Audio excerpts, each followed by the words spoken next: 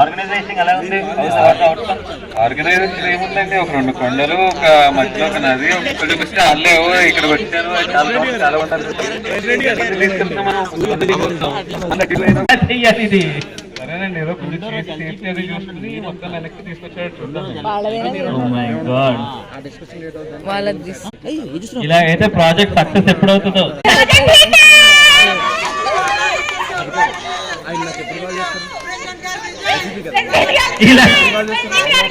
ఇలాంటి టీంతో నేను ఎలా వేయగలను?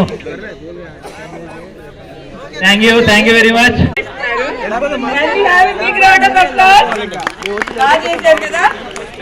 Congratulations. And the next team, ready? Team.